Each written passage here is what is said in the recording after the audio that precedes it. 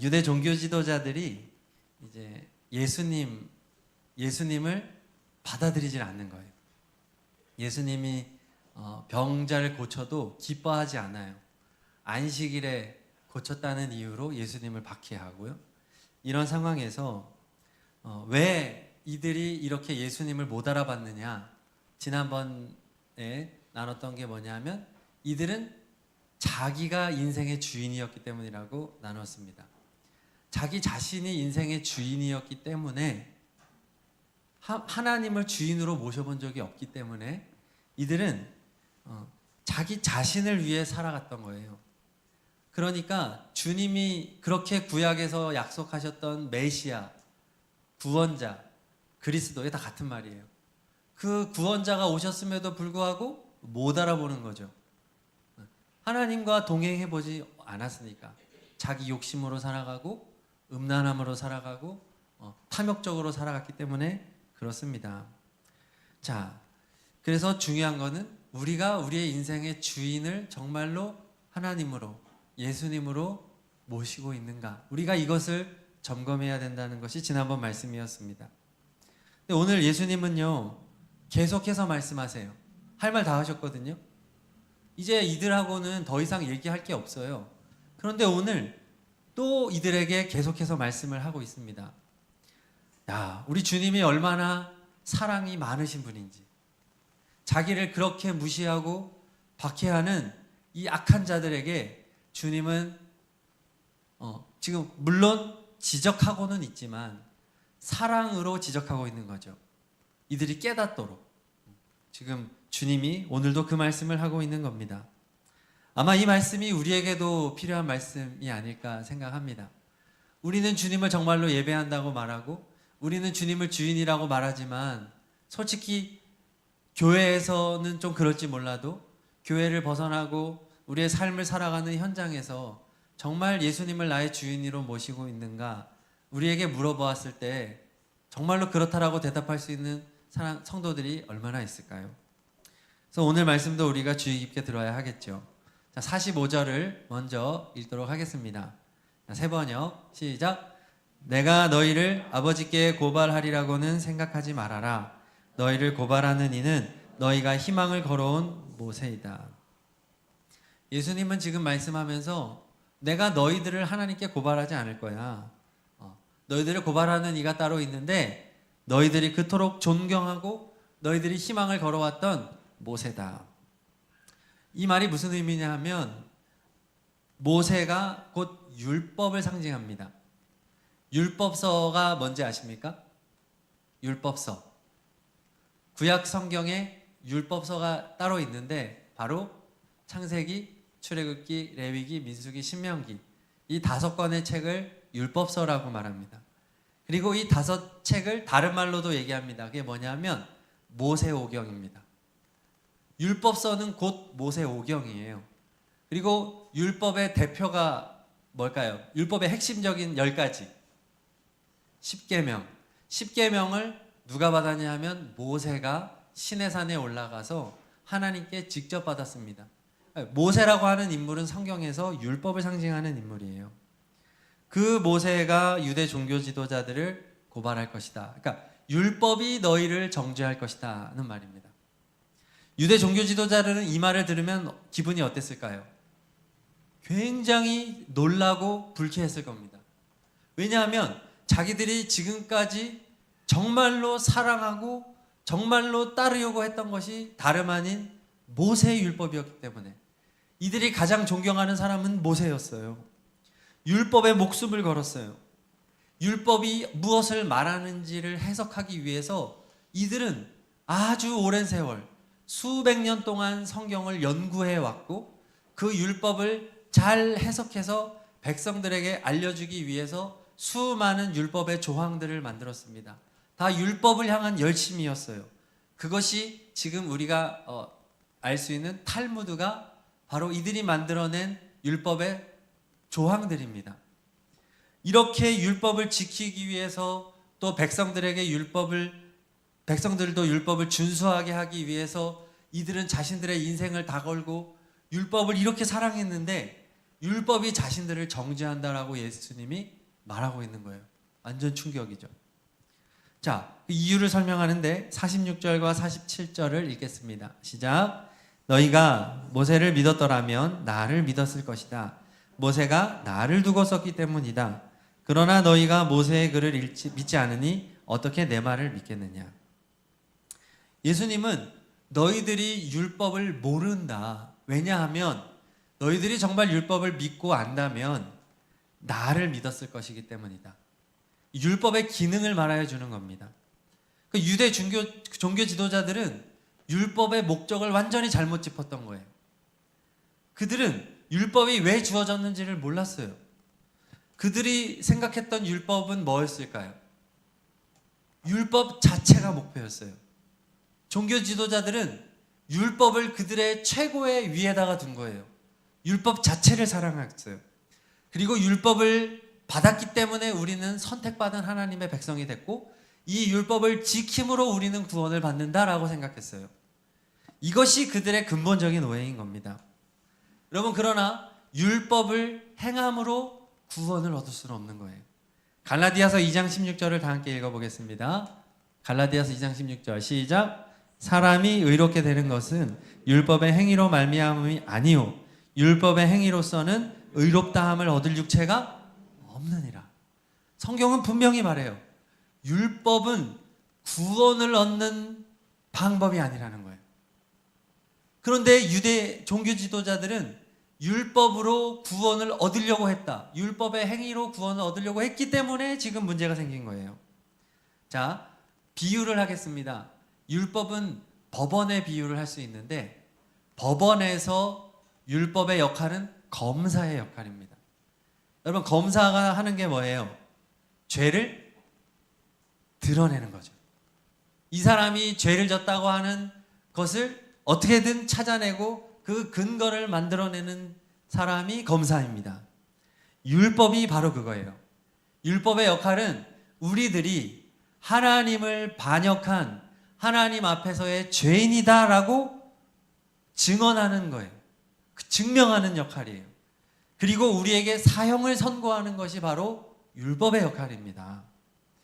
그런데 유대 종교 지도자들은 어떻게 생각했냐 하면 율법을 변호사라고 생각했던 거예요. 율법이 나를 변호해 줄 거야.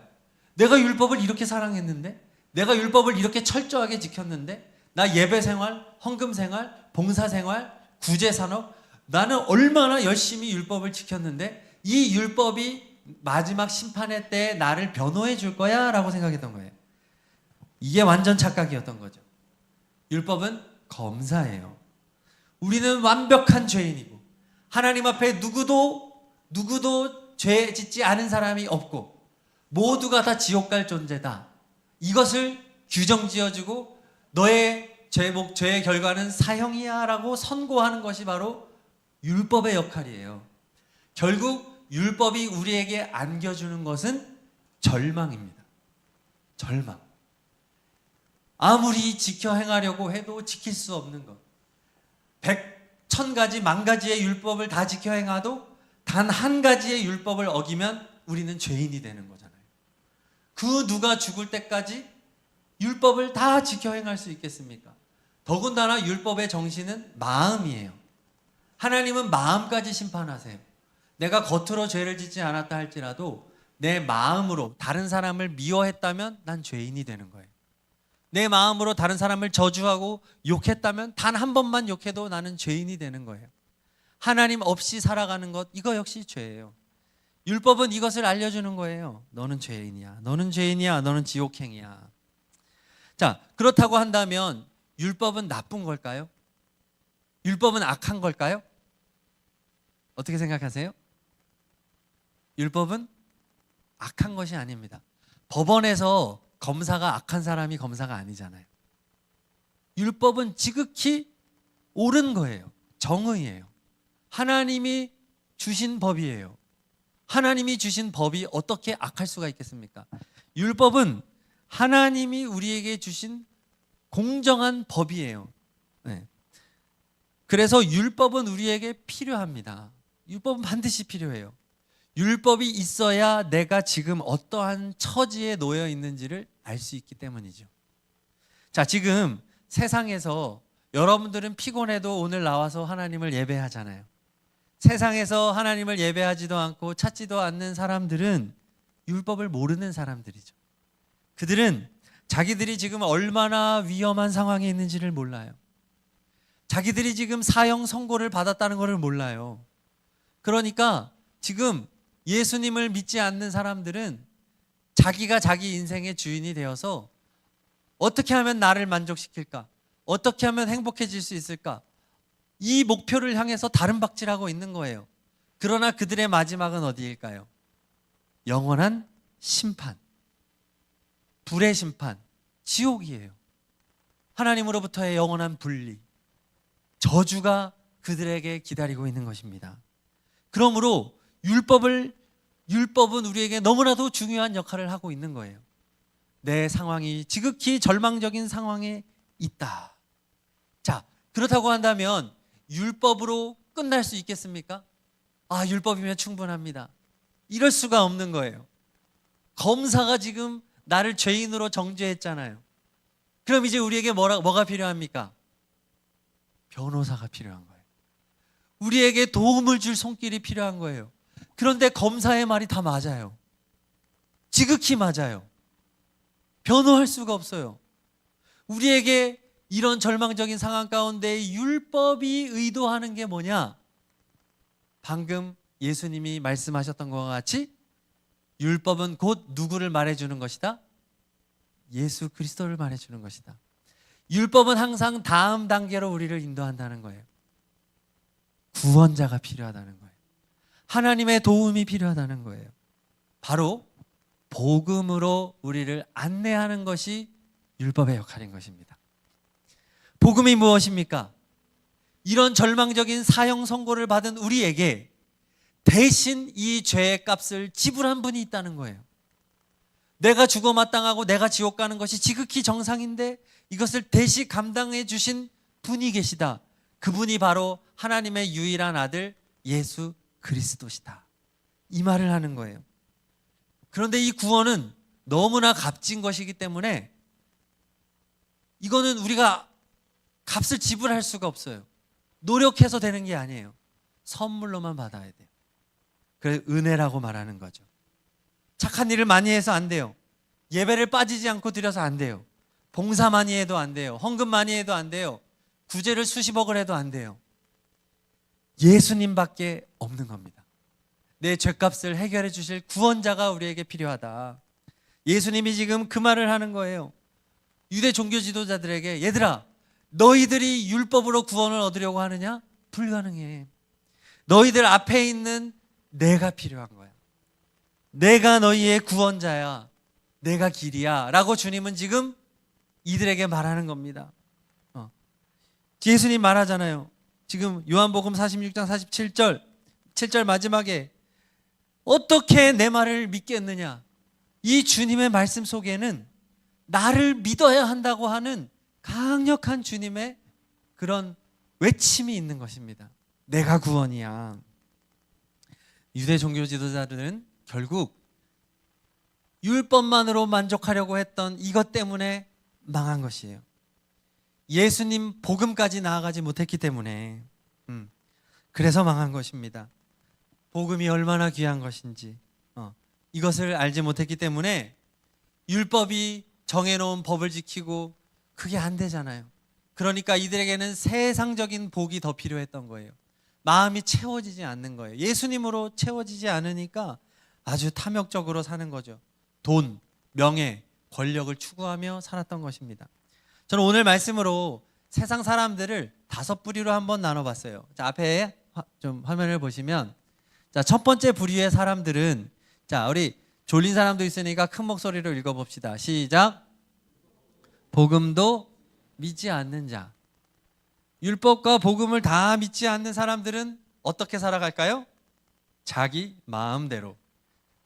자기가 자기 인생의 주인이 되어 살아가지만 사실상 이들의 주인은 누구일까요?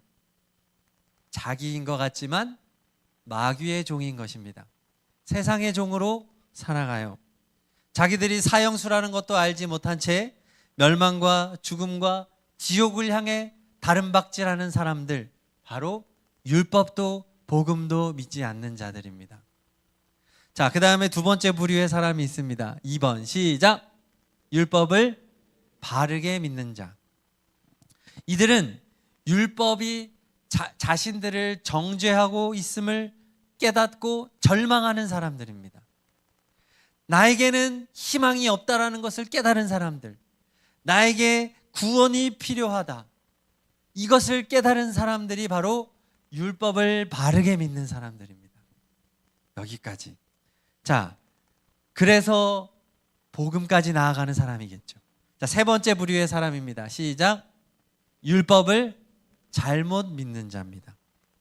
이들은 오늘 우리가 읽었던 유대 종교 지도자들처럼 행위로, 율법을 지켜 행함으로 구원을 얻으려고 하는 사람들을 말합니다. 불가능한 거죠. 율법주의자라고도 말합니다. 여러분, 율법은 맞지만 율법주의는 잘못된 겁니다. 율법주의자들, 이것은 율법을 행함으로 구원을 얻으려는 사람들을 율법주의자라고 말해요. 이들이 율법을 잘못 믿는 자들입니다. 자, 그 다음에 네 번째 부류의 사람, 시작. 복음을 바르게 믿는 자입니다. 이들은 율법을 통해서 절망하고 구원을 갈망하며 예수 그리스도의 복음을 만난 사람들입니다. 그래서 오직 하나님의 은혜로만 내가 구원받을 수 있음을 깨닫고 이 구원의 선물을 마음을 열고 받아들인 사람들이에요. 그래서 구원이 얼마나 값진 것인지를 깨달은 사람들입니다. 나는 너무나도 큰 선물을 받았구나. 나는 내가 돈 주고 살 수 없고 그 어떤 것으로도 살 수 없는 엄청난 선물을 받은 사람이구나를 깨달은 사람들. 그래서 감사하는 사람이 됩니다. 왜요? 여러분, 구원보다 더 값진 게 어디 있어요? 이 세상에서 돈 좀 없으면 어때요? 내 집 없으면 어때요? 직장이 변변치 않으면 어때요? 결혼 못하면 어때요? 아이 못 낳으면 어때요? 돈 좀 못 벌면 어때요? 죽으면 천국 가는데. 그렇지 않나요? 영원한 천국에서 아름다우신 예수님을 마주하며 그분의 통치 속에서 아프지도 않고 고통스럽지도 않고 마음의 병도 없고 육체의 병도 없고 영원토록 예수 안에서 완벽한 자유와 평화를 누리게 될 텐데, 여러분, 무엇이 우리에게 더 필요하단 말입니까? 구원이면 충분한 사람이 되는 거예요. 저 사람이 복음을 제대로 믿는 사람이죠. 예수님이면 충분한 사람. 여러분 스스로를 한번 점검했으면 좋겠습니다. 여러분 정말 구원이면 충분하십니까? 정말 예수님이면 충분합니까? 뭐 더 필요하지 않아요, 솔직히? 괜찮은 이성 친구 필요하잖아. 그래도 결혼은 하고 죽어야지. 예수님 재림을 제 결혼 이후로 미뤄주세요. 그러니까 저는 솔직히 그랬거든요, 청년 때. 결혼은 하고 죽어야지. 그리고 부부간에 또 그런 행복도 좀 누려보고 말이죠. 돈도 좀 벌어보고 자식도 좀 키워보고 뭐 좀 누려봐야 될 것 같은. 여러분, 만약에 그렇다고 한다면 우리는 뭔가 잘못된 길을 가고 있는 거예요. 예수님이면 정말 충분한 사람, 그 사람이 바로 복음을 바르게 믿는 자겠죠. 그러니까 복음을 바르게 믿는 사람들은 나는 이미 충분하기 때문에 어떻게 살아갈까요? 가장 먼저 나타나는 것은 감사일 것입니다. 감사한 거예요. 너무 감사한 거예요. 난 천국 가니까요. 그리고 찬양하겠죠.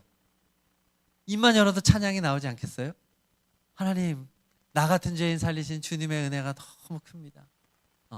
요즘은 여러분 찬송가 잘 안 부르는데 찬송가 참 좋아요, 사실. 나 같은 죄인 살리신 주 은혜 놀라워. 우리의 선배들은 이 찬양을 너무 사랑했어요.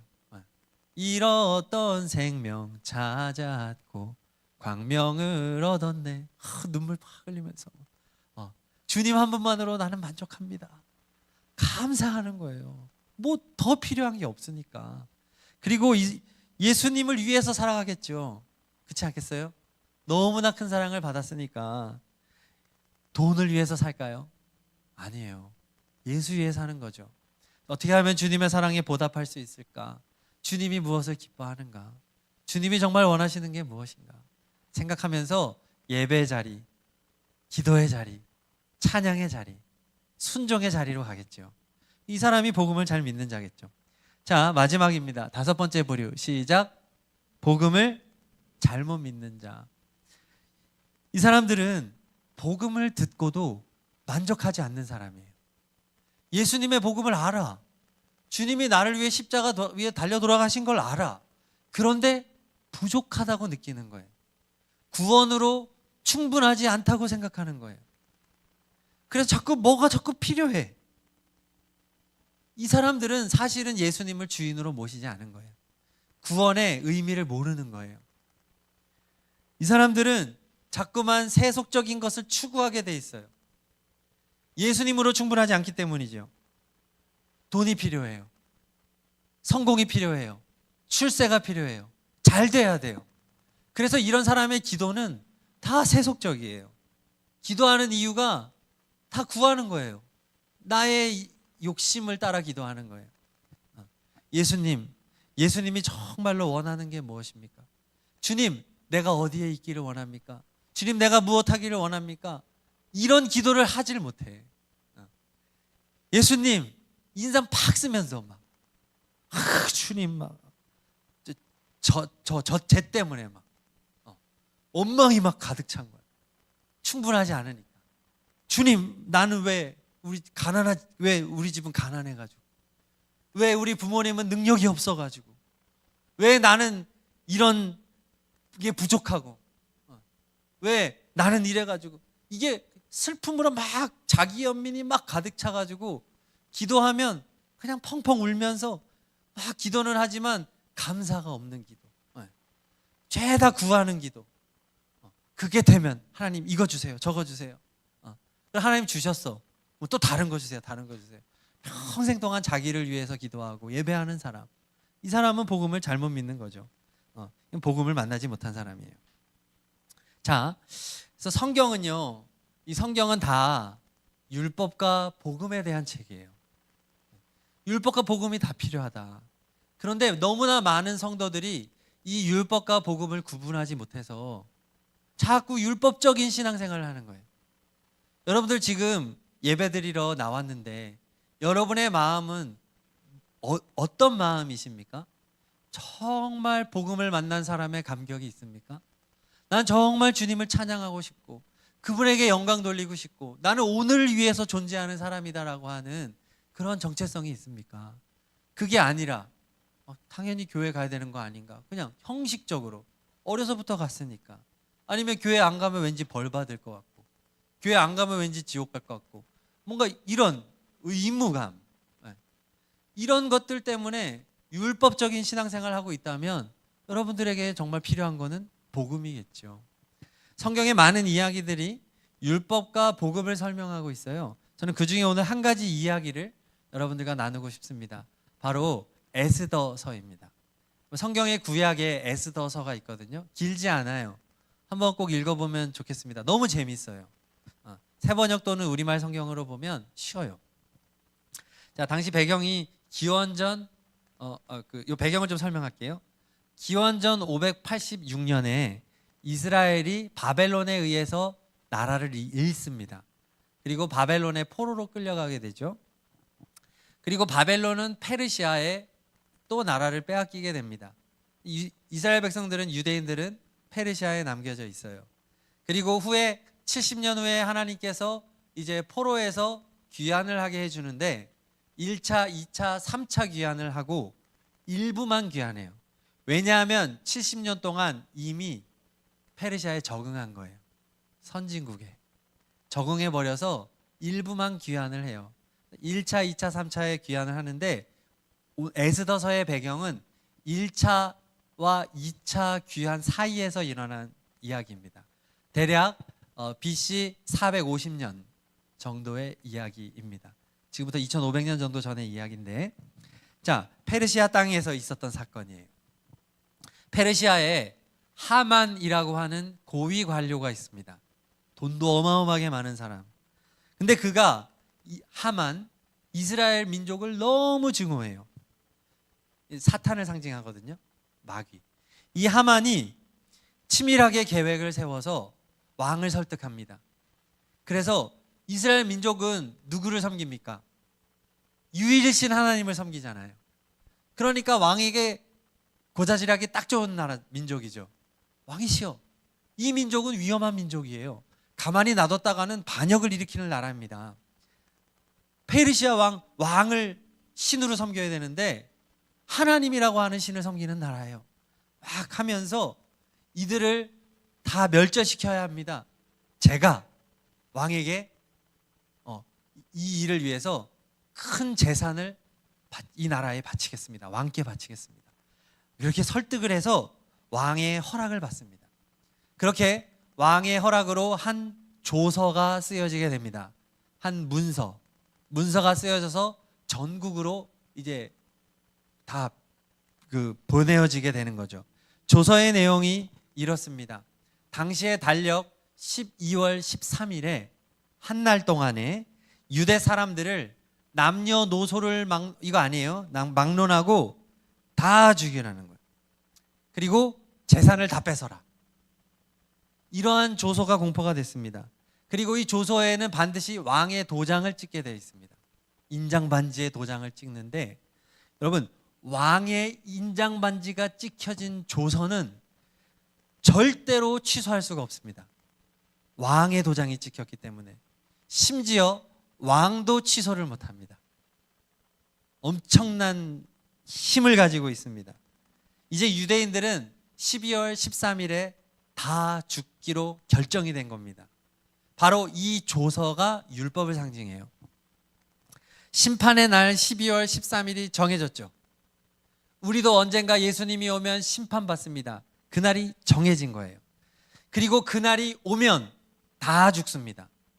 다 죽습니다. 다 빼앗깁니다. 왜일까요? 왕의 기준에 합당하지 않았기 때문입니다. 왕이 죽이기로 허락했기 때문입니다. 사형이 선고된 거예요.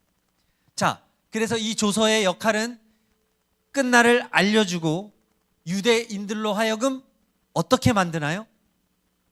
절망하게 만들었죠. 너희들은 이제 다 죽는다. 유대민족은 이제 끝이다. 너희들에게는 구원이 필요하다. 하나님의 절대적인 도움이 필요하다. 이것을 알려주는 게 율법의 역할인 거예요. 자, 그렇게 왕의 조서가 페르시아 전국에 반포됨으로써 유대인들은 완벽한 절망에 빠지게 됩니다. 여러분이 생각해 보세요.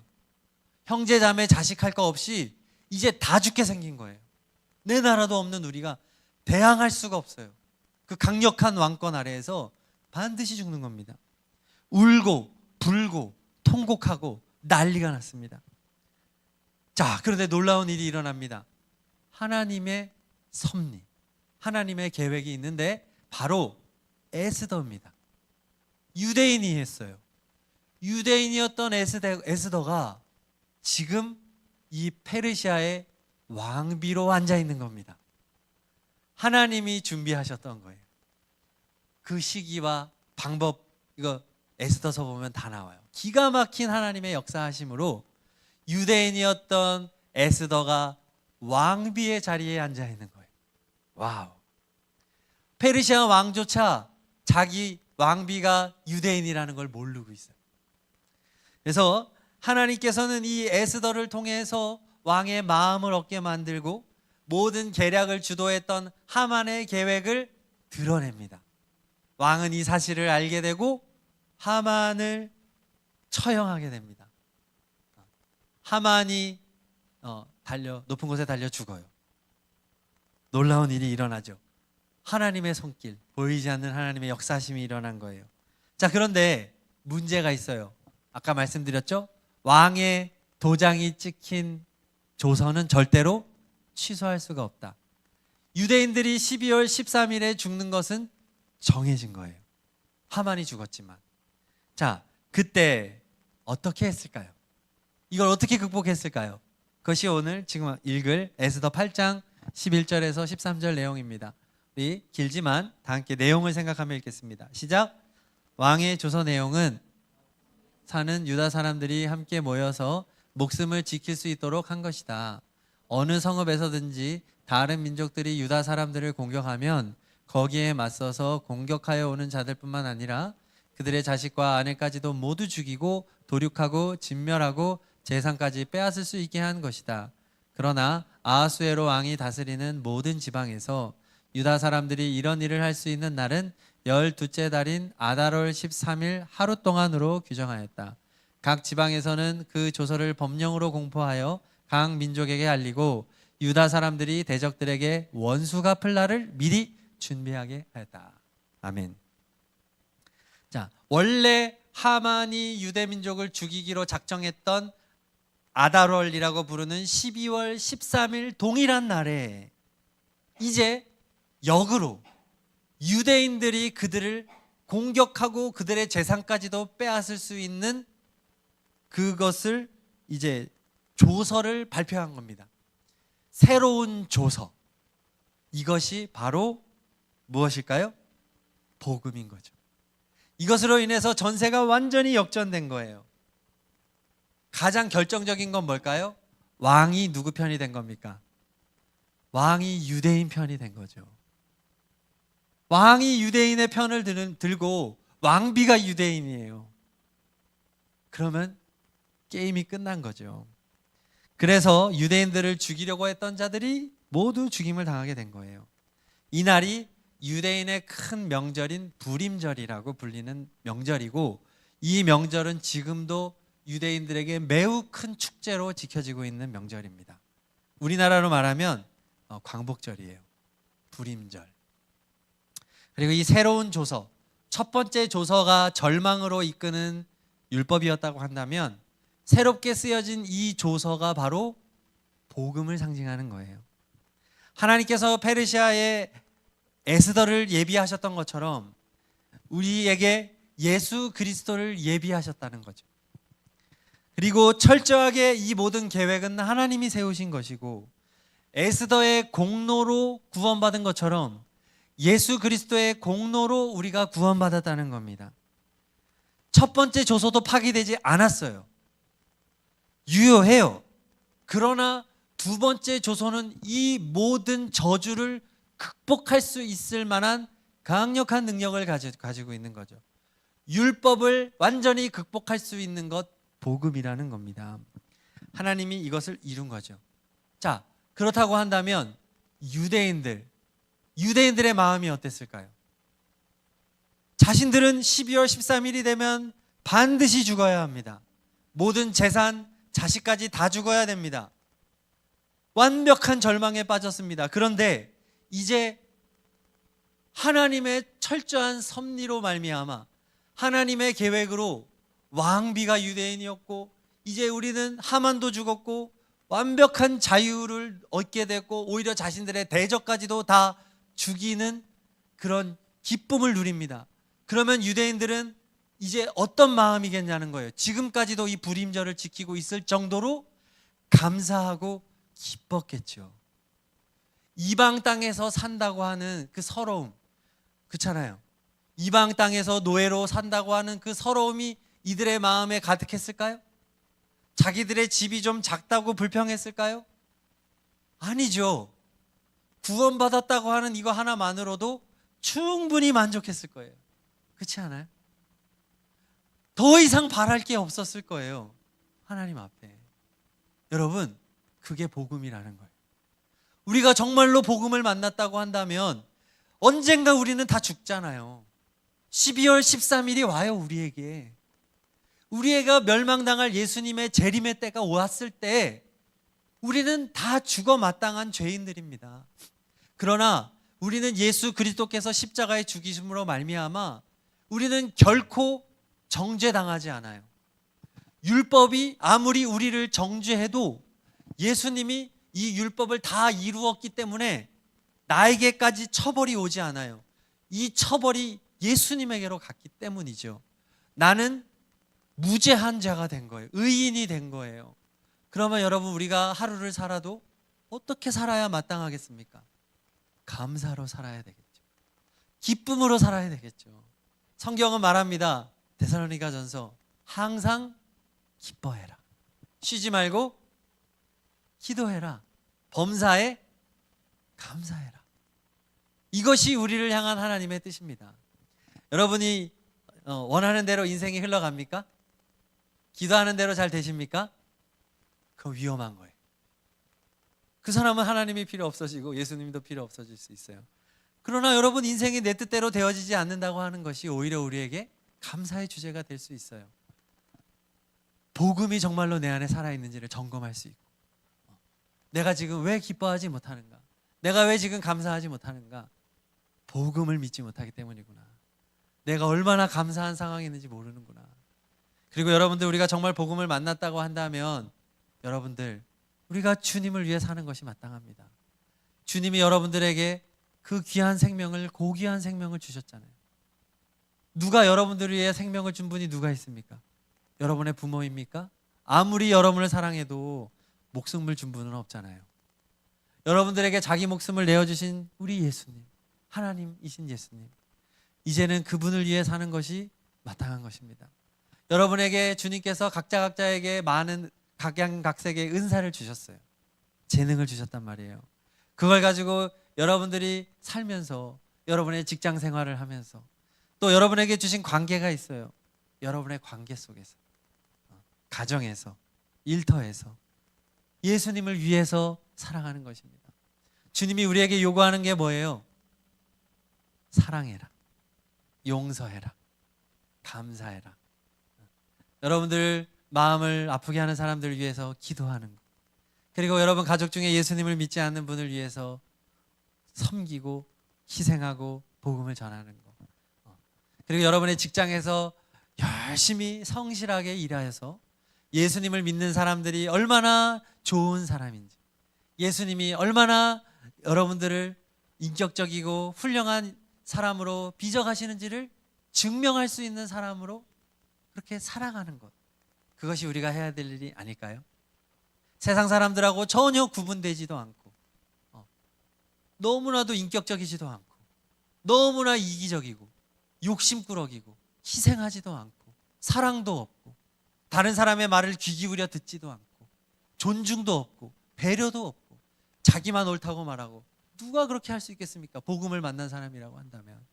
청년 여러분, 우리가 정말로 복음으로 살아갈 수 있는 우리가 되기를 바랍니다.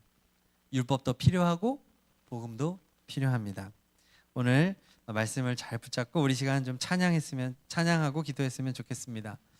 하나님, 정말 내가 율법을 정말로 바르게 믿고 있는지, 복음을 정말 바르게 믿고 있는지 점검했으면 좋겠고요. 네. 절망하지 않은 사람은 구원의 기쁨도 없어요. 여러분, 이 시간 우리 율법과 복음 생각하면서 다시 복음으로 찬양하겠습니다.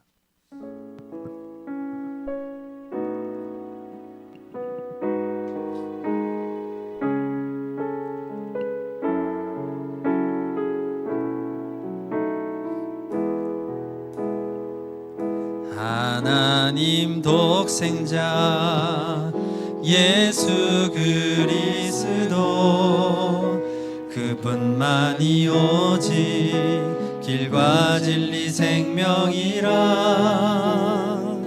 세상 다 변하고 사람들 변해도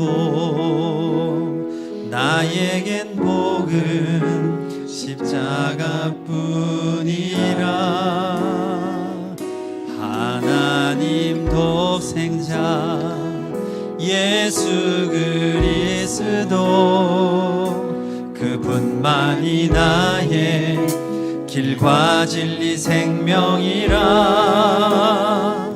세상이 비웃고 사람들 떠나도 나에겐 복음 십자가뿐이라. 다시 복음으로, 다시 십자가로, 다시 하나님께로 나아갑니다. 오직 복음만이, 오직 십자가만이, 오직 하나님만이 나의 전부입니다. 처음부터 한 번 더 고백합니다. 하나님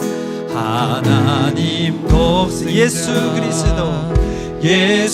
그리스도 그분만이 오직 길과 진리 생명이라. 세상 다 변하고 사람들 변해도 나에겐 복은 십자가뿐이라. 하나님 독생자 예수 그리스도 그분만이 나의 길과 진리 생명이라. 그렇습니다. 세상이 비웃고 사람들 떠나도 나에겐 복음 십자가뿐이라. 다시 복음으로 다시 십자가로 다시 하나님께로 나아갑니다. 오직 복음만이 오직 십자가만이 오직 하나님만이 나의 전부. 다시 복음으로 다시 십자가로 다시 하나님께로 나아갑니다. 오직 복음만이 오직 십자가만이 오직 하나님만이. 한 번 더 고백합니다. 다시 복음으로 다시 십자가로 다시 하나님께로 나아갑니다. 오직 복음만이 오직 십자가만이 오직 하나님만이 나의 전부입니다. 기도할 텐데요. 율법을 통해서 내가 정말 절망 가운데 있다는 것을 깨닫게 해주셔서 감사합니다. 나의 힘으로는 구원을 얻을 수 없음을 깨닫게 해주시니 감사합니다. 그런데 하나님께서 나를 불쌍히 여기셔서 하나밖에 없는 아들 예수 그리스도를 이 땅에 보내주시오. 그 고통을 당하고 죽임을 당하심으로 나를 구원해 주셨으니 너무나 감사합니다. 하나님, 이 구원이 얼마나 감사하고, 예수님이면 정말 충분한 삶을 살아야 되는데 저는 왜 이렇게 바라는 게 많습니까? 저는 왜 이렇게 원망이 많고 욕심이 많고 복음으로 살지도 못하고 율법도 제대로 믿지 못하여서 세상 사람들하고 똑같이 살아가고 있으니 이 시간 용서하여 주십시오. 복음으로 살게 하여 주십시오. 우리 시간 진실된 마음으로 주님 앞에 고백하면서 우리 한 3분 정도 간절히 기도하겠습니다. 기도합니다. 할렐루야. 하나님 아버지, 복음으로 율법의 의미를 바르게 깨닫고 복음에 감사하면서 그렇게 감격하며 살아가는 우리가 되어야 합니다. 아버지 하나님, 이 죄인을 용서하여 주십시오. 너무나 탐욕적이고 너무나 이기적이고 너무나 욕심부렁이입니다. 아버지, 죄인을 용서하여 주십시오. 하나님, 날 위해서 예수님께서 십자가에 달려 돌아가셨는데 주님의 고귀한 희생을 너무나도 값싸게 만들고 나를 위해 살아가고 내가 여전히 내 인생의 주인 되어서 이기적으로 살아가고 있으니 죄인을 용서하여 주십시오. 하나님, 우리 모든 청년들은 예수님을 주인으로 모시고 예수님께 감사하고 예수님을 찬양하고 예수님을 기뻐하며 예수님을 높이고 예수님을 사랑하며 살기를 간절히 소망합니다. 할렐루야. 주님을 찬양합니다. 할렐루야. 주님을 경배합니다. 주님은 영원토록 우리의 찬양을 받아 마땅하신 분이십니다. 좋으신 예수님, 우리의 감사를 영원토록 받아주십시오. 주님 오늘도 우리와 함께 하십니다. 할렐루야. 주님을 찬양합니다. 주님은 너무나 위대하십니다. 주님 할렐루야. 오 주님 아멘.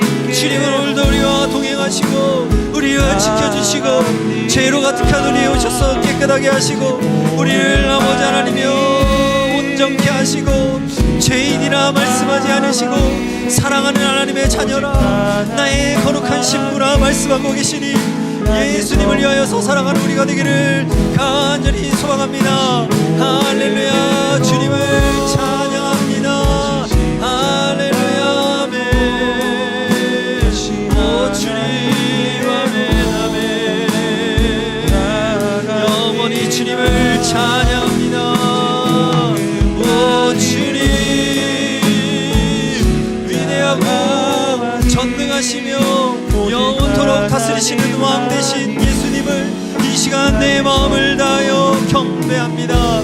하루를 살아도 주님을 위해 살기를 원합니다. 주님의 나라와 주님의 뜻과 주님의 영광이 이루어지는 나라를 사모하며 오늘도 내가 할 수 있는 일이 무엇인지를 고민하며 예수를 위해서 사랑하는 진정한 그리스도인들이 다 되게 하여 주시옵소서. 참된 그리스도인이 되게 하여 주시옵소서.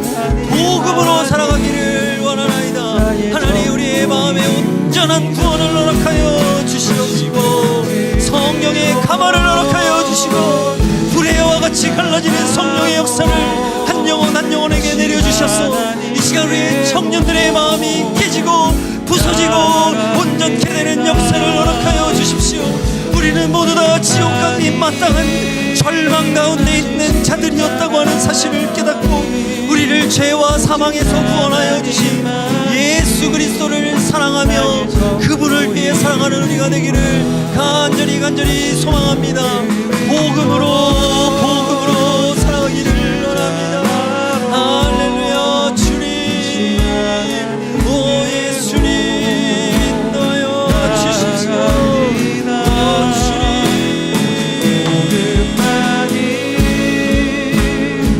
십자가만을 붙잡고 예수님이면 충분한 삶을 살아갈 수 있도록 도와주시옵소서. 다시 복음으로 다시 십자가 다시 하나님께로 나아갑니다. 오직 복음만이